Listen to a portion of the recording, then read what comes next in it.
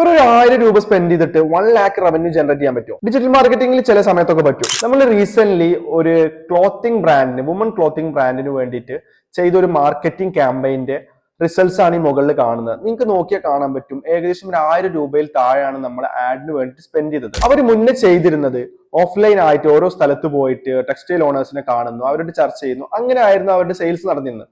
പക്ഷെ കോവിഡിന് ശേഷം അത് വളരെ കുറവായിരുന്നു. അതിന് അവർ കൊടുക്കുന്ന ഇൻപുട്ടിനനുസരിച്ചുള്ള ഔട്ട്പുട്ട് കിട്ടുന്നുണ്ടായിരുന്നു. ഡിജിറ്റൽ മാർക്കറ്റിംഗിൽ അവർ ചെയ്തിരുന്നത് ആകെ മെറ്റയിലെ അല്ലെങ്കിൽ ഫേസ്ബുക്കിലെ ഇൻസ്റ്റാഗ്രാമിലെ ബൂസ്റ്റ് പോസ്റ്റ് എന്ന് പറഞ്ഞ ഓപ്ഷൻ മാത്രമായിരുന്നു. അതും അവരുടെ ഡിജിറ്റൽ പ്ലാറ്റ്ഫോമുകളൊന്നും അത്ര ആക്റ്റീവ് ആയിരുന്നില്ല. അപ്പൊ നമ്മൾ ചെയ്തത് ഈ ഒരു പ്ലാറ്റ്ഫോമുകളൊക്കെ ആക്റ്റീവ് ആക്കി എടുത്തതിന് ശേഷം നല്ല ക്ലിയർ ആയിട്ടുള്ള ഇമേജസ് അതുപോലെ റീൽസ് നമ്മൾ പോസ്റ്റ് ചെയ്തു. അതിനുശേഷം ഒരു 1 വീക്ക് നമ്മൾ ട്രാഫിക് ആൻഡ് എൻഗേജ്മെന്റ് ക്യാമ്പയിൻ ചെയ്തു. അതിൽ നിന്ന് തന്നെ ഏകദേശം നമുക്കൊരു 43 മെസ്സേജസ് കിട്ടി. അതിന് ഏകദേശം ഒരു 5 ഓർഡേഴ്സ് ബെറ്റർ ആയിട്ട് കൺവേർട്ട് ആയി.